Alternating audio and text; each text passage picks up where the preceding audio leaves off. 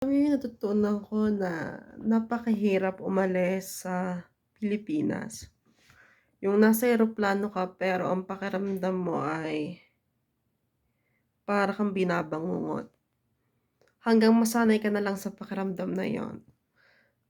Still, I'm grateful. Hindi ko masabing hindi ako grateful, but I'm still grateful. Pero sinasabi ko lang ito bilang isang ina, anak, na hindi mo alam kung meron ka pang babalikan pagdating sa Pilipinas. Lumalayo ang loob mo sa iyong anak, hindi mo alam kung yung pagmamahal ba nila same pa rin kaya. Pero hindi lang pala yun ang mahirap, ang mahirap pala yung kapag nandito ka na mismo sa ibang bansa. Actually, mahirap yung sa Canada. Hindi ko alam, 'di pa ako nakakapunta sa ibang bansa kundi Canada, pero yung makipaglabang ka sa araw-araw sa pag-iisa mo, sa lamig, sa problema, sunod-sunod na problema, sa mga nag-a-abuse sa'yo, sasabihin ng iba wala kang utang na loob. Pero dahil wala sila sa kalagayan mo, mahirap lumaban. Pero ito lang masasabi ko, kapag meron kang pananalig sa Panginoon, tiyak, matalo, manalo ka man, still panalo ka. Matalo ka man, still panalo ka. Alam mo kung bakit? This is how God teach us.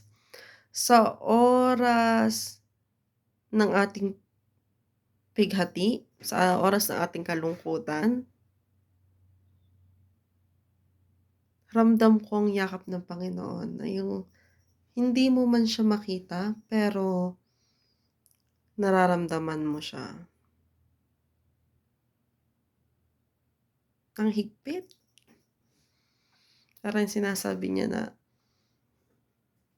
"Okey lang, Jessa magpahinga ka na, ako nang bahala. Na Jessa meron akong ibang nakalaan para sa iyo. Jessa, ginagamit kita para tulungan ng iba.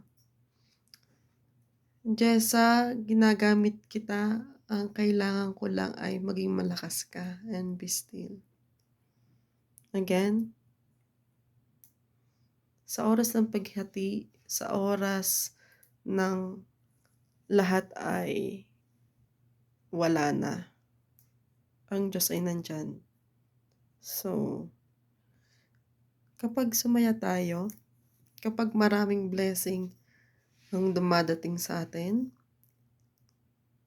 I think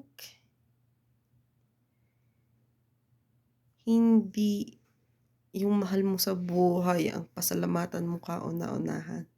Hindi yung magulang mo ang pasalamatan mo kauna-unahan. Una mong pasalamatan ay ang Diyos. He deserve everything.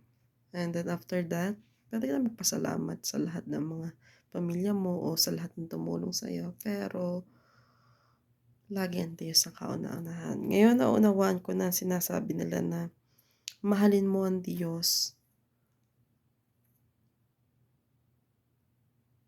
kauna-unahan kumpara sa iba. Amen.